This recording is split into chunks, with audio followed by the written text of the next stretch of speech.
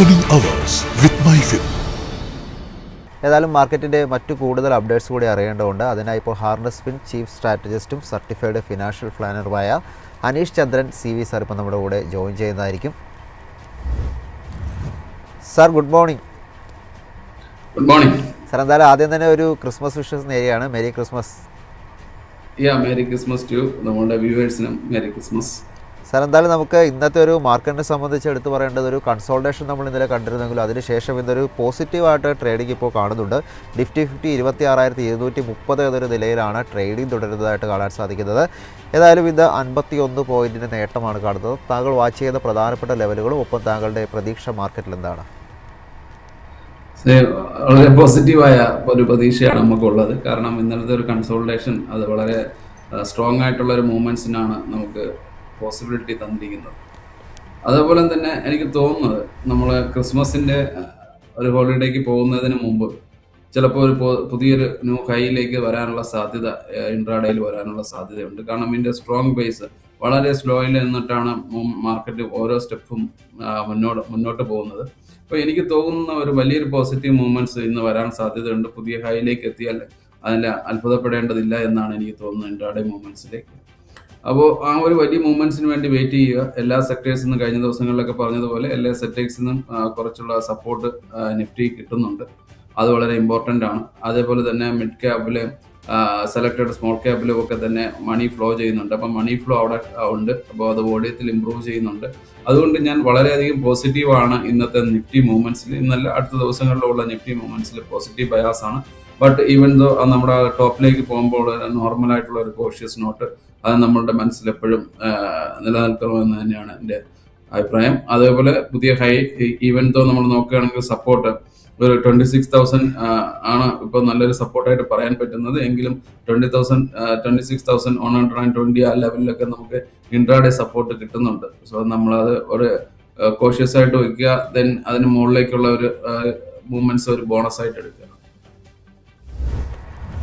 Sir, ഇത് bank നിഫ്റ്റിയിലോട്ട് വരുമ്പോൾ പോസിറ്റീവായിട്ടുള്ള ഒരു ട്രേഡിംഗ് ആണ് കാണാൻ സാധിക്കുന്നത്. നിലവിൽ 59,436 എന്നൊരു നിലയിലാണ് ട്രേഡിംഗ് തുടരുന്നത്. 132 പോയിൻറ്റിൻ്റെ നേട്ടമാണ് ബാങ്ക് നിഫ്റ്റിയിൽ നമുക്ക് കാണുന്നത്. ഇന്ന് ബാങ്ക് നിഫ്റ്റിയിൽ താങ്കൾ വാച്ച് ചെയ്യുന്ന പ്രധാനപ്പെട്ട ലെവലുകൾ ഏതൊക്കെയാണ്? നമ്മൾ കഴിഞ്ഞ ദിവസങ്ങളിലൊക്കെ പറഞ്ഞ ആ ഒരു 60,000 ലെവലിലേക്ക് വരാനായിട്ടുള്ള വെയിറ്റിംഗിലാണ്.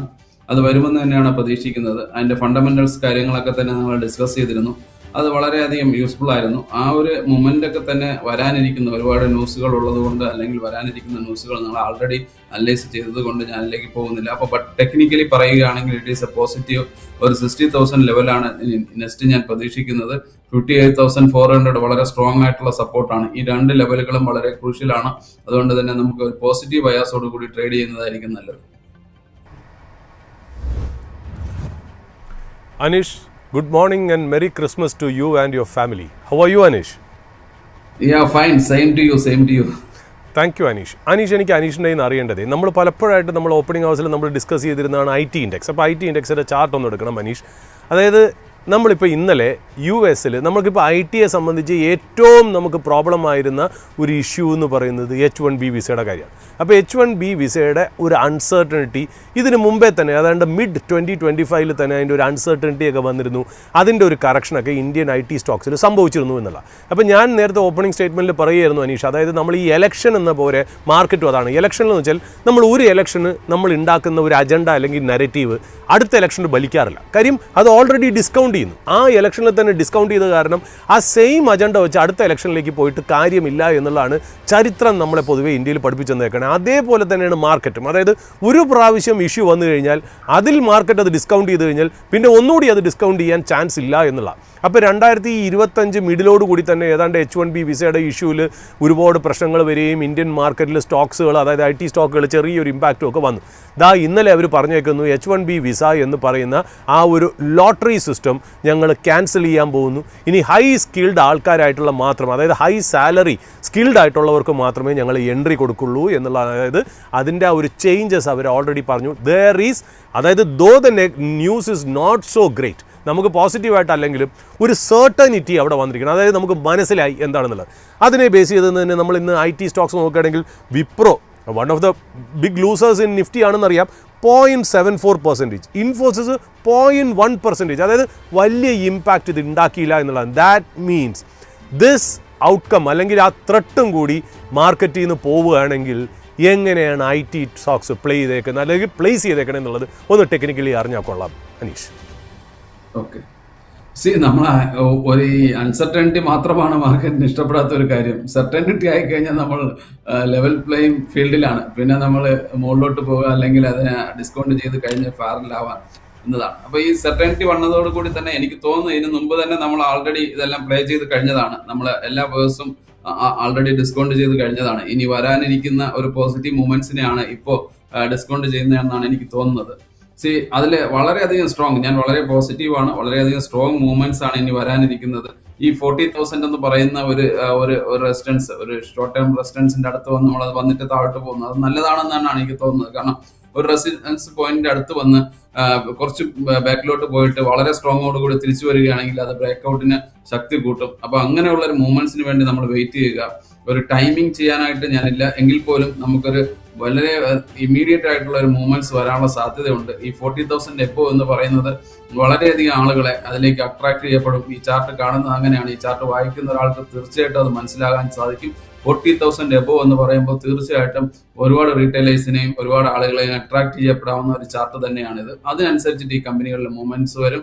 ഞാൻ ഈ ഇൻഡെക്സ് 40,000 എബോ വന്ന് നല്ല ട്രേഡായി കഴിയുകയാണെങ്കിൽ വലിയൊരു മൂവ്മെന്റ്സിന് പ്രതീക്ഷിക്കുന്നു. ഏകദേശം 44,000 അടുത്തേക്ക് കൊണ്ടുപോകാനുള്ള സാധ്യത ഈ ഇൻഡെക്സിനുണ്ട്. ബട്ട് ഈ 40,000 ഇമ്മീഡിയറ്റ്ലി ഒരു റെസിസ്റ്റൻസ് നിലനിൽക്കുന്നു എന്നുള്ളത് കൊണ്ട് തന്നെ നിയറസ്റ്റ് സപ്പോർട്ടായിട്ടുള്ള 38,000 വരാനുള്ള സാധ്യത ഇമ്മീഡിയറ്റ്ലി, അത് ഞാൻ ഒരു വളരെയധികം കോഷ്യസ് ആയിട്ട് പറയുന്നതാണ്. ആ ഒരു സപ്പോർട്ട് സോൺ വെച്ചിട്ട് നമ്മൾ റീഡ് ചെയ്യുക. അതിനനുസരിച്ചിട്ടുള്ള ഒരു മൂവ്മെന്റ്സ് വരാൻ സാധ്യതയുണ്ട് വിത്ത് പോസിറ്റീവ് ബയാസ്. അനീഷ്, എനിക്ക് അതേപോലെ ഒരു 3 കാറ്റഗറി ഓഫ് സ്റ്റോക്സ്. ഒന്ന് Nifty FMCG index, 2 Nifty auto index, അതുകൂടാതെ NBFCയിലെ സ്റ്റോക്കുകളും. അതായത് നമുക്കറിയാലോ ഈ RBIയുടെ ലിക്വിഡിറ്റി, ഇന്നലെ നമുക്കൊരു ന്യൂസ് കിട്ടി, 3 ട്രില്യണിൻ്റെ ലിക്വിഡിറ്റിയാണ് RBI ഇഞ്ചക്ട് ചെയ്യണത്. അതായത് അതിൽ തന്നെ ആ 3 ട്രില്യൺ, അതായത് 3 ലക്ഷം കോടി തന്നെ 2 lakh crore government securities മേടിക്കാനാണ് RBI use ചെയ്യുന്നത്. അത് മേടിക്കുമ്പോൾ എന്താവും, ബോണ്ടുകളുടെ ഈൽഡ് കുറയും. ഈൽഡ് കുറയുമ്പോൾ എന്താ പറ്റുക, ഇൻട്രസ്റ്റ് റേറ്റ് കുറയും. അതായത് കോസ്റ്റ് ഓഫ് ഡൂയിങ് ബിസിനസ് അല്ലെങ്കിൽ cost of borrowing for businesses become cheaper. അതായത് ഒരൊറ്റ വാക്കിൽ പറഞ്ഞാൽ RBI ബാങ്കുകളുടെ അടുത്ത് പറഞ്ഞേക്കുന്നത് വെച്ചാൽ, ഞാൻ എല്ലാ റേറ്റും കുറച്ചിട്ടുണ്ട്, ഗോ ഔട്ട് ആൻഡ് ലെൻഡ് ചെയ്ത് ബിസിനസ്സുകൾക്ക് കൊടുക്കൂ എന്നുള്ള. അതായത് ബിസിനസ്സുകളെ നിങ്ങൾ സപ്പോർട്ട് ചെയ്യൂ, ലെറ്റ് ദം ഗ്രോ. ബിസിനസ്സുകളോട് RBI പറഞ്ഞത് എന്താ, ഗോ ആൻഡ് ബോറോ മണി, നിങ്ങൾക്ക് ചീപ്പ് റേറ്റിന് ഞാൻ മണി അയക്കിയിട്ടുണ്ട്. Go and build up plans, capacities, provide more jobs, kick start the economy. ഞാൻ എല്ലാ രീതിയിലും ഇൻട്രസ്റ്റ് റേറ്റ് കുറയ്ക്കുക കൂടാതെ തന്നെ ഞാൻ ഈ പറയുന്ന പോലെ ലിക്വിഡിറ്റിയും ഇഞ്ചക്ട് ചെയ്ത് കോസ്റ്റ് ഓഫ് ബോറോയിങ്ങും കുറച്ചിരിക്കുന്നു എന്നുള്ളതാണ്. ഇത് മാത്രമല്ല, ഗവൺമെൻറ് GSTയിൽ റേറ്റും കുറച്ചിട്ടുണ്ട്. ഗവൺമെൻറ്റിൻ്റെ റവന്യൂ ആണ് കുറച്ചേക്കുന്നത്, പ്രോഡക്റ്റിൻ്റെ പ്രൈസ് അല്ല കുറച്ചേക്കുന്നത്. അത് മാത്രമല്ല 12 ലക്ഷത്തിൻ്റെ ഇൻകം ടാക്സ് റേറ്റ് കട്ടും കൂടെ നമ്മുടെ സാധാരണ സിറ്റിസൺസിനും കൺസ്യൂമേഴ്സിനും കൊടുത്തിട്ടുണ്ടെന്നുള്ള. It is a great setup. അങ്ങനെയാണെങ്കിൽ ബെനിഫിറ്റ് ചെയ്യാൻ പോകുന്നത് നമുക്കറിയാലോ, ഓട്ടോ, FMCG ആൻഡ് NBFC. ഇതിൻ്റെ 3നും കാര്യം ഇത് ക്രിയേറ്റ് ചെയ്യാൻ പോകുന്ന ഓപ്പർച്യൂണിറ്റി എന്ന് വെച്ചാൽ ബിസിനസ്സുകൾക്ക് അത്രമാത്രം നല്ല രീതിയിൽ ഗ്രോ ചെയ്യാനുള്ള ഒരു ടെറൈൻ ഉണ്ടാക്കി കൊടുക്കുക എന്ന് മാത്രമല്ല, the cost of doing business is also coming down. ബിസിനസ്സുകൾ നന്നായിട്ട് പെർഫോം ചെയ്യണമെങ്കിൽ നമ്മുടെ കയ്യിലിരിക്കുന്ന സ്റ്റോക്സ് നന്നായിട്ട് പെർഫോം ചെയ്യാം. ബിക്കോസ് നമ്മൾ ഹോൾഡ് ചെയ്യുന്നത് സ്റ്റോക്സ് അല്ല, ബിസിനസ്സിൻ്റെ ഓണർഷിപ്പാണ് എന്നുള്ളതാണ്. What do you think Aneesh? ഞാൻ ഈ പറഞ്ഞ പോലെ FMCG ഇൻഡെക്സ്, ഓട്ടോ ഇൻഡെക്സും NBFCകളും. ഈ നമ്മുടെ FMCG ഉൾപ്പെടുന്ന ഫിനാൻസ് സെക്ടർ ആൾറെഡി തന്നെ പോസിറ്റീവ് ആയി കഴിഞ്ഞു. നമ്മളത് വളരെയധികം ക്ലിയർ കട്ട് നേരത്തെ തന്നെ നമുക്ക് FMCGയിൽ വളരെയധികം പോസിറ്റീവ് ന്യൂസ് ഉണ്ടായിരുന്നു. മണി ഫ്ലോ ചെയ്യുന്നുണ്ട്, ഇൻകമിങ്ങിൽ ഒരുപാട് ഫണ്ട് നമ്മളെ സിസ്റ്റത്തിലേക്ക് വരുന്നുണ്ട് എന്നുള്ളത് കണ്ടു. അപ്പൊ ഇതെല്ലാം നമ്മുടെ സിസ്റ്റത്തിന്റെ സ്ട്രെങ്ത് തന്നെയാണ് സൂചിപ്പിക്കുന്നത്. ആ ഒരു കോൺഫിഡൻസ് തന്നെയാണ് ഈ CNS ഫിനാൻസ് സർവീസിൽ ഉള്ളത്. അത് വളരെ ക്ലിയർ ആയിട്ടുള്ള, കാരണം ഒരു സ്റ്റെപ്പ് ബൈ സ്റ്റെപ്പ് ആയിട്ടുള്ള മൂവ്മെന്റ്സ് ആണ്. കഴിഞ്ഞ ജൂലൈക്ക് ശേഷം അല്ലെങ്കിൽ ഒരു മാർച്ചിന് ശേഷം വന്നിരിക്കുന്ന മൂവ്മെന്റ്സുകളെല്ലാം തന്നെ വളരെ സ്റ്റെപ്പ് ബൈ സ്റ്റെപ്പ് ആയിട്ടുള്ള മൂവ്മെന്റ്സ് ആണ് ഈ ഫിനാൻഷ്യൽ സർവീസിൽ വന്നിരിക്കുന്നത്. അപ്പൊ അത് തന്നെ സൂചിപ്പിക്കുന്നത് വളരെ സ്ട്രോങ് ആയിട്ടുള്ള മൂവ്മെന്റ്സ് ആണ്, വളരെ കോൺഫിഡൻസ് ആണ്. അതുകൊണ്ട് തന്നെ ഓരോ സ്റ്റെപ്പ്, ഓരോ ഫോർവേഡ് മുന്നോട്ട് വരുമ്പോഴും അതിനനുസരിച്ച് കറക്റ്റീവ് ആക്ഷൻസ് വന്നു, അതിനനുസരിച്ചിട്ടുള്ള അടുത്ത മൂവ്മെന്റ്സുകൾ വരുന്നു. അങ്ങനെ ഒരു സ്റ്റെപ്പ് ബൈ സ്റ്റെപ്പ് പ്രോസസ്സിലൂടെ അത് മുന്നോട്ട് പോകുന്നു. അവിടെ നമുക്ക് ഏതൊരു തരത്തിലുള്ള കൺഫ്യൂഷനും കാര്യമില്ല, കാരണം അത് സ്ട്രോങ് ആയിട്ട് തന്നെ മുന്നോട്ട് പോകുന്നു. ഇവിടെ നമ്മൾ അടുത്ത് പരിശോധിക്കുന്നത് ഈ നമ്മുടെ CNS FMCG ആണ്. അതായത് FMCG സെക്ടറിൽ ആൾറെഡി നമുക്ക് കാണാൻ പറ്റും, ചാർട്ടിലും അതുപോലെ തന്നെയാണ്, ഒരു ഫ്ലാറ്റ് മൂവ്മെന്റ്സ് ആണ്. കാരണം ഒരുപാട് ഡിസ്റ്റർബൻസുകൾ വന്നതിന് ശേഷമുള്ള ഒരു ഫ്ലാറ്റ് മൂവ്മെന്റ്സ് ആണ്. അപ്പോൾ ഒരു കൺസോൾട്ടേഷൻ ആണ് കഴിഞ്ഞ ഒരു വർഷമായിട്ട് ഇതിൽ നടന്നുകൊണ്ടിരിക്കുന്നത്. ഞാൻ അതിന്റെ ഒരു കൺസോൾട്ടേഷൻ കാണുന്നു എന്നതോടൊപ്പം തന്നെ അത് വരാനിരിക്കുന്ന ഒരു പോസിറ്റീവിന്റെ തുടക്കമാണ്. കാരണം നമ്മൾ IT ഇൻഡെക്സിൽ ഒരുപാട് നെഗറ്റീവ് ന്യൂസുകൾ വന്നപ്പോഴും ആ ഒരു കൺസോൾട്ടേഷനിലായിരുന്നു അത് എന്നുള്ളത് നമ്മൾ വളരെ ഇമ്പോർട്ടന്റ് ആയിട്ട് വാച്ച് ചെയ്യേണ്ടതുണ്ട്. അപ്പൊ അതേപോലെ തന്നെ ഈ FMCG ഇപ്പോൾ ഒരു കൺസോൾട്ടേഷൻ മൂവിലാണ്. എനിക്ക് അതിൽ വളരെ ഇമ്മീഡിയറ്റ് ആയിട്ടുള്ള ഒരു ട്രെൻഡ് റിവേഴ്സിൽ പറയാൻ കഴിയില്ലെങ്കിൽ പോലും വരാനിരിക്കുന്നത് വളരെയധികം പോസിറ്റീവ് ആയിട്ടുള്ള ഒരു മൂവ്മെന്റ്സ് ആണ്. കാരണം ഇതൊരു സ്ട്രോങ് കൺസോൾട്ടേഷൻ ആണ്. ഇത് കറക്റ്റീവ് ആക്ഷൻസ് വന്നിരുന്നു. അത് 65,000 66,000 ലെവലിൽ നിന്നാണ് ഇത് 55,000 അല്ലെങ്കിൽ 51,000 വരെയൊക്കെ പോയത്. അതിനുശേഷം ഒരു കൺസോൾട്ടേറ്റഡ് മൂവ്മെന്റ് വന്നു. ഇപ്പൊ 55,000ലേക്ക് കൺസോൾട്ടേറ്റ് ചെയ്തിരിക്കുന്നു. അപ്പൊ അത് വരാനുള്ള ഒരു പോസിറ്റീവ് മൂവ്മെന്റ്സ് ആയിട്ട് തന്നെ നമുക്ക് കാണാം. ബട്ട് അതിന് ഇപ്പോൾ കമന്റ് ചെയ്യാറായിട്ടില്ല, സ്റ്റിൽ നമ്മൾ വെയിറ്റ് ചെയ്യുന്നു എന്നതാണ്. ദെൻ നമ്മൾ ഓട്ടോ ഇൻഡെക്സിൽ ഒരുപാട് ബെനിഫിറ്റുകൾ കിട്ടിയതാണ്.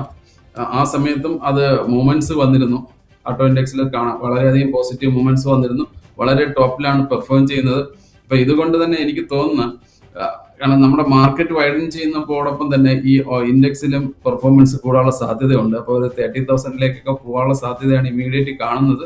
ബട്ട് ആൾറെഡി ഒരു വലിയ മൂവ്മെന്റ്സ് വന്നതുകൊണ്ട് ഒരു കോഷ്യസ് നോട്ടും കൂടെ ഉണ്ടാവുക. കാരണം എന്തെങ്കിലും ഒരു പുൾ ബാക്ക് കിട്ടുകയാണെങ്കിൽ അവിടെ നിന്നായിരിക്കും നമ്മൾ സ്റ്റാർട്ട് ചെയ്യുന്നത്, വളരെയധികം മെച്ചമായിരിക്കും.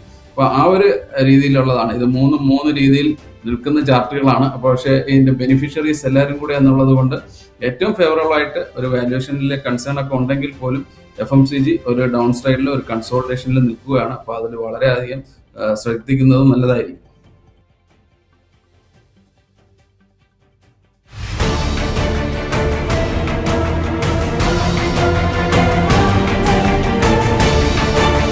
Opening hours with MyFin.